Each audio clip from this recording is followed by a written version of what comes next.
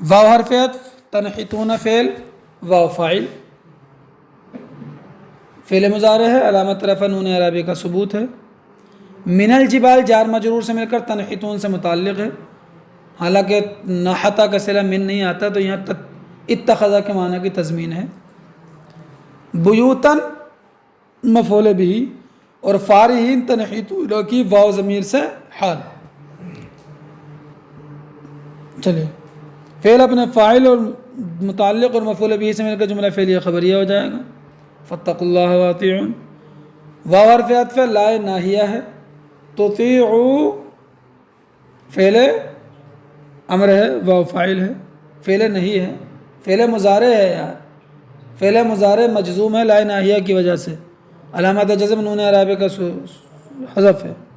امر مضاف، المسرفین مضاف الیہ موصوف، الذین اسم موصول، یفسدون فعل واو فاعل، فی الارض جار مجرور سے مل کر یفسدون سے متعلق، یفسدون فعل اپنے فاعل اور متعلق سے مل کر جملہ ہو کر کے معطوف علیہ، واو حرف عطف لا نافیہ، یصلحون فعل مضارع مرفوع علامت رفع نون اعرابی کا ثبوت، واو فاعل جملہ فعلیہ خبریہ ہو کر معطوف علیہ سے مل کر معطوف علیہ معطوف سے مل کر الذین کا صلہ، موصول صلہ سے مل کر مسرفین کی صفت، موصوف صفت سے مل کر امر کا مضاف الیہ، تطیعوا کا مفعول بھی، فعل فاعل مفعول بھی سے مل کر جملہ فعلیہ انشائیہ ہو جائے گا۔ وَتَنْحِتُونَ مِنَ الْجِبَالِ بُيُوتًا فَارِهِينَ، وَتَنْحِتُونَ مِنَ الْجِبَالِ بُيُوتًا فَارِهِينَ، فروحہ کے معنی آتے ہیں ماہر ہونا، اور فروحہ کے معنی فریحہ بھی ہو سکتا ہے، اس کے معنی آتے ہیں اترانا، غرور کرنا۔ حضرت ابن عباس سے یہی مروی ہے کہ وہ پہاڑوں سے گھر بناتے تھے، تراش کر کے، پہاڑ تراش کر کے، اور ان کو اپنے ان گھر بنانے پر بڑا ناز اور غرور و تکبر تھا، سمجھے نہیں؟ وَتَنْحِتُونَ مِنَ الْجِبَالِ، اور تم پہاڑوں سے گھروں کو تراشتے ہو، فارحین مہارت کے ساتھ، اگر مہارت کے معنی والے ہیں تو مہارت سے، اس لیے اعلیٰ ترجمہ کیا استادی سے، ماہر کے تو استاد کہتے ہیں، استادی سے۔ فاتقوا اللہ، اور یہ بھی ہو سکتا ہے کہ تکبر کرتے ہوئے، فاتقوا اللہ واطیعون، اللہ ڈرو اور میری اطاعت کرو، ایمان لا کر اللہ پر۔ ولا تطیعوا امر المسرفین، اسرفہ کے معنی آتے ہیں حد سے گزرنا، فضول خرچی کرنا، حد سے گزرنا، اور تم ان لوگوں کے معاملے کی اطاعت مت کرو جو حد سے گزرنے والے ہیں۔ الذین یفسدون فی الارض، جو زمین میں فساد کرتے ہیں، ولا یصلحون، اور اصلاح نہیں کرتے۔ دیکھو جب یہ کہہ دیا کہ الذین یفسدون فی الارض، جو زمین میں فساد کرتے ہیں، تو ظاہر سی بات ہے فساد کرتے ہیں تو فساد کا مد مقابل کیا ہے، فساد کی ضد کیا ہے، اصلاح ہے، تو اصلاح نہیں کرتے ہیں۔ میرے بات سمجھ میں آ گئی کہ نہیں آ گئی؟ جب یہ کہہ دیا یفسدون فی الارض، فساد کرتے ہیں، تو ولا یصلحون کی ضرورت نہیں رہی، لیکن پھر بھی لایا گیا۔ اس کو بلاغت میں کہتے ہیں فن ارداف، دال سے کیا کہتے ہیں، فن ارداف، کسی چیز کی نفی کرنا پورے طریقے سے، کیونکہ کبھی کبھی ایسا ہوتا ہے کہ بہت سے فساد کرنے والے ایسے ہوتے ہیں کہ وہ کبھی کبھی اصلاح بھی کر لیتے ہیں، رب مفسد قد یصلح، کچھ فساد کرنے والے کبھی کبھی اصلاح بھی کر لیتے ہیں، لیکن یہ لوگ ان میں سے تھے کہ یہ کبھی کبھی والوں میں سے بھی نہیں تھے، ان کے اندر اصلاح کا کوئی پہلو تھا ہی نہیں۔ تو اگر خالی یفسدون کہا جاتا تو ممکن ہے کہ سامنے کو یہ ہوتا ہے کہ ہمیشہ اکثر فساد کرتے ہوں گے، کبھی اصلاح کر سکتے ہیں، لیکن جب یہ کہہ دیا ولا یصلحون تو اس کا مطلب ہے کہ فساد کا کوئی شائبہ ہی نہیں، اصلاح کا کوئی شائبہ ہی نہیں تھا ان کے اندر، فساد ہی فساد تھا۔ ان لوگوں کے حکم کی معاملے کی اطاعت مت کرو جو حد سے گزرنے والے ہیں، جو زمین میں فساد مچاتے ہیں، ولا یصلحون، اور زمین کا سنوارتے نہیں ہیں، زمین میں اصلاح نہیں کرتے ہیں۔ یہ کیا کہہ رہے ہیں؟ چلو اچھا، قال فعل ہے، واو فاعل ہے، ان حرف مشبہ بالفعل ہے، ما کافہ ہے، کافہ کا مطلب کفہ یا کف روکنا، تو یہ کافہ ہو گیا ما، تو یہ ما انہ کو عمل سے روک دے گا۔ انت مبتدا ہے، من المسحرین باب تفعیل سحرہ، بار بار جادو کرنا، من کا مجرور جار مجرور سے مل کر کے ثابت وغیرہ سے متعلق ہو کر انتا کی خبر، اور انت مبتدا اپنی خبر سے مل کر جملہ اسمیہ خبریہ ہو جائے گا، پھر قال کا مقولہ ہو جائے گا۔ ما نافیہ ہے، انت مبتدا ہے، ما عمل نہیں کرے گا کیونکہ نفی اللہ سے ٹوٹ رہی ہے۔ بشر موصوف، مثلنا مضاف مضاف الیہ سے مل کر بشر کی صفت، موصوف صفت سے مل کر کے انت کی خبر، مبتدا خبر سے مل کر جملہ اسمیہ خبریہ ہوا۔ مثلنا بشر کی صفت ہے، جبکہ موصوف صفت میں ضروری ہے کہ معرفہ و نکرہ ہونے میں ایک دوسرے کے مطابق ہوں۔ موصوف معرفہ ہو تو صفت معرفہ، موصوف نکرہ ہو تو صفت نکرہ۔ اور جب ہم کسی اسم کی اضافت کر دیتے ہیں کسی معرفہ کی طرف تو وہ معرفہ ہو جاتا ہے۔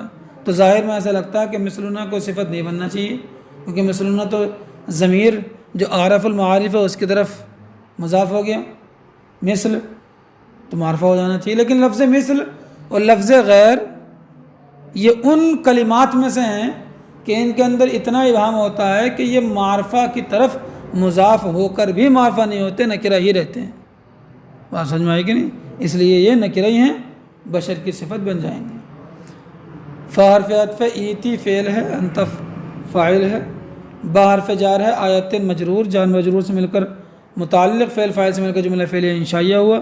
ان کنت من الصادقین، ان حرف شرط، کانا فعل، تا ضمیر کانا کا اسم، من الصادقین جار مجرور سے مل کر محذوف سے متعلق، ثابتاً وغیرہ سے، کانا کی خبر، کانا فعل ناقص اپنے اسم اور خبر سے مل کر جملہ فعلیہ خبریہ ہو کر شرط جزا محذوف ہے کیا فاتی بھی آیتیں نکالنے کے بعد۔ چلیے قال فعل ہوا ضمیر پوشیدہ فاعل،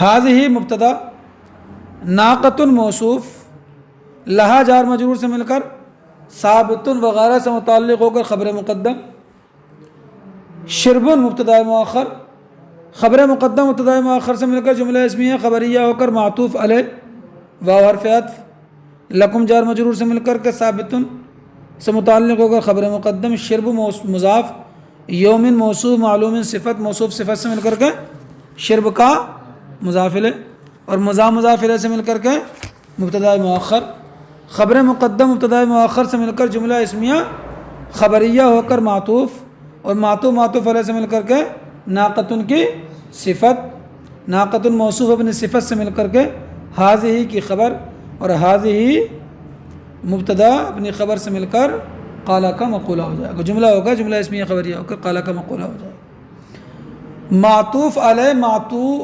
معطوف جو ہوتا ہے وہ معطوف علیہ کے حکم میں ہوتا ہے، سمجھے کہ نہیں؟ تو جو حالت معطوف علیہ کی ہوگی وہی معطوف کی ہوگی۔ یہاں پر لہا شربن جو جملہ ہے وہ معطوف علیہ ہے، اور لکم شرب یوم معلوم یہ جملہ معطوف ہے۔ لہا شربن ناقۃ کی صفت ہے تو لکم شرب یوم معلوم بھی ناقۃ کی صفت ہی ہوگا، اور جو جملہ صفت بنتا ہے اس کے اندر ضمیر ہونا چاہیے، یا تو موجود ہو یا محذوف ماننا پڑے گی جو لوٹے موصوف کی طرف۔ تو لہا شرب میں تو لہا ہے جو ناقۃ کی طرف لوٹ رہی ہے، لیکن لکو شرب یوم معلوم میں نہیں ہے۔ تو یہ ہے لکو شرب یوم معلوم دونہا، کیا نکالیں گے؟ دونہا، وہ ہا ضمیر لوٹ جائے گی کس کے لیے؟ ناقۃ کی طرف۔ چلیے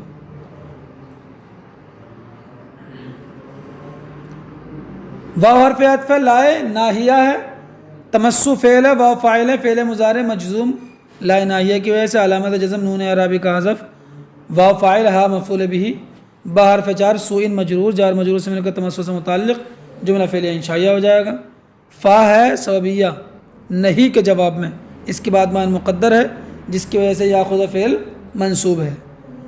کم ضمیر مفعول بہ ہے، عذاب مضاف، یوم عظیم مضاف الیہ سے مل کر کے موصوف صفت سے مل کر کے مضاف الیہ، اور پھر یاخذ کا فاعل، فعل فاعل سے مل کر جملہ فعلیہ خبریہ ہو جائے گا۔ فا حرف عطف، اقروا فعل، واو فاعل، ہا مفعول بہ، جملہ فعلیہ خبریہ ہو جائے گا۔ فا حرف عطف، اصبحوا فعل، واو فاعل، ذوالحال، یا ایسا کر لیجیے اصبح فعل ناقص، واو ضمیر، اصبح کا اسم نادمین خبر، اور اگر اصبح کو تام مانیں گے فعل تام تو وہ واو ذوالحال اور نادمین حال، حال ذوالحال سے مل کر اصبح کا فاعل ہو جائے گا۔ بہرحال فا حرف عطف اخذ فعل، اور ہم ضمیر اخذ کا مفعول بہ مقدم، اس کا مقدم ہونا واجب، العذاب و اخذہ کا فاعل، فعل فاعل سے مل کر جملہ فعلیہ خبریہ ہوا۔ چلیے، قالو، جو حضرت صالح نے ان سے فرمایا کہ ان کی اطاعت مت کرو، تو لوگ بولے انما انت من المسحرین، تم ان لوگوں میں سے ہو کہ جن پر بار بار بکثرت جادو کیا گیا، اور جادو تم پر بار بار ہوا ہے جس کی وجہ سے تمہاری عقل ٹھکانی نہیں رہی، اس لیے ایسی باتیں کر رہے ہو ادھر ادھر کی تم۔ ما انت الا بشر مثلنا، ارے تم تو ہماری ہی طرح ایک بشر ہو۔ وہابیوں کے رشتہ دار ہیں یہ، تو ان کی بولی وہابی بول رہے ہیں آج۔ یہ بشر کیا نا رسولوں کو، یہ وہابیوں کا طریقہ ہے یا وہابیوں کے رشتہ داروں کا طریقہ ہے جو آج تک رہا؟ سمجھے کہ نہیں؟ مانتا اللہ بشر میں سے، تم تو ہماری طرح ایک بشر ہو، کھاتے ہو پیتے ہو زمین پر چلتے ہو سوتے ہو جاگتے ہو۔ فاتح بآیاتن، کوئی نشانی لاؤ ان کنتم من الصادقین، اگر سچے ہو۔ تو آپ نے فرمایا کہ کیا نشانی چاہیے؟ تو انہوں نے بتایا کہ نشانی ہمیں چاہیے، دیکھو ہر نبی کا معجزہ جو ہوتا ہے وہ ایسا ہوتا ہے کہ اس زمانے میں جس چیز میں لوگ ماہر ہوتے ہیں، اپنی مہارت سمجھ رہے ہوتے ہیں، تو نبی کا معجزہ ایسا آتا ہے کہ ان کی مہارت اس کے سامنے ہیج ہو جاتی ہے، کچھ سمجھ میں نہیں آتا کہ کیا ہو گیا۔ حضرت عیسیٰ کے زمانے میں طب ڈاکٹری اپنے عروج پر تھی، لیکن کسی کے پاس سفید داغ کی بیماری اور نابینا کو بینا کرنے اور مردے کو زندہ کرنے کا کوئی علاج نہیں تھا اپنے عروج پر ہونے کے باوجود۔ تو حضرت عیسیٰ کو وہ معجزہ دیا گیا کہ اس کے سامنے ڈاکٹری کوئی اہمیت ہی نہیں رہی۔ سفید داغ کی بیماری والے پر ہاتھ پھیرا وہ صحیح، نابینا کو اندھا کر دیا، بینا کر دیا، سمجھے کہ نہیں، مردوں کو زندہ کر دیا، تو یہ معجزہ تھا۔ حضرت صالح کے زمانے میں لوگ پہاڑوں سے گھر بناتے تھے تراش کر مہارت کے ساتھ۔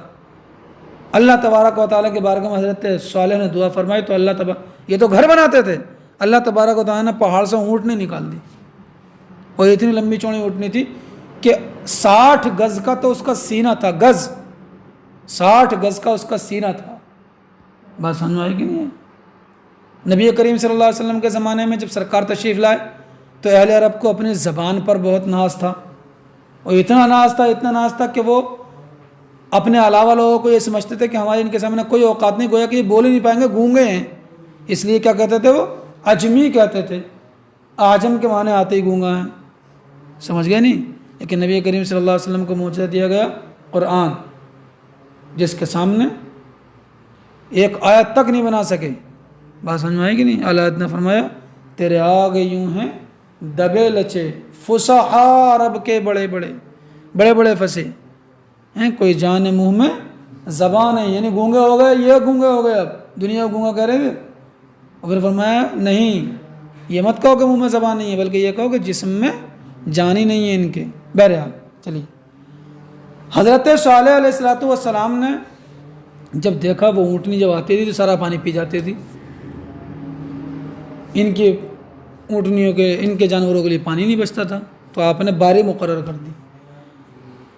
فاتب ہیں، قالا، آپ نے فرمایا ہذہ ناقۃ، یہ اونٹنی ہے، لہا شرب، اس کے لیے پینے کی باری ہے، ولکم شرب یوم معلوم، اور تمہارے لیے معین دن کے پینے کی باری ہے۔ جس دن اونٹنی پیے گی تم نہیں جاؤ گے، اور جس دن تم جاؤ اس دن اونٹنی نہیں آئے گی۔ یہ آپ نے باری باری کر دیا۔ حضرت صالح علیہ السلام کو یہ اندیشہ تھا کہ یہ لوگ اونٹنی کو نقصان پہنچا سکتے ہیں، اس لیے آپ نے ان سے کہا کہ اونٹنی کو نقصان مت پہنچانا۔ تفسیر تبری میں اس واقعے کو نقل کیا گیا، انہوں نے فرمایا ہے کہ حضرت صالح نے لوگوں سے کہا کہ تم، مجھے اندیشہ ہے کہ اس کو نقصان مت پہنچانا، بولے ہم ایسا کیسے کر سکتے ہیں؟ تو آپ نے فرمایا کہ تمہارے اندر ابھی اسی مہینے میں بچہ پیدا ہوگا کہ جو اونٹنی کو قتل کرے گا، اور اس کی وجہ سے تم پر عذاب آئے گا، ہلاک ہو جاؤ گے۔ تو بولے ہم کسی بچے کو پیدا ہونے کے بعد زندہ ہی نہیں رکھیں گے۔ تو 9 لوگوں کے یہاں بچے پیدا ہوئے، سب نے لڑکے، سب نے اپنے بچوں کو قتل کر دیا، اور جب 10ویں کے یہاں پیدا ہوا تو بولا بھائی میں تو قتل کروں گا نہیں۔ وہی لڑکا تھا جس کا نام تھا قدار ابن صالف، جس نے اونٹنی کو قتل کیا تھا۔ جب وہ گزرتا تھا، اچھا وہ بہت تیزی سے بڑھا، بچہ بہت تیزی سے بڑا جوان ہوا، تو جب وہ گزرتا تھا تو جن لوگوں نے اپنے بچوں کو قتل کر دیا تھا وہ حضرت صالح کو کہتے تھے کہ دیکھو اس کی وجہ سے ہم نے اپنے بچوں کو قتل کر دیا، اور اگر ہمارا ہی بچہ ہوتا تو آج اسی کی طرح اتنا ہی بڑا ہوتا.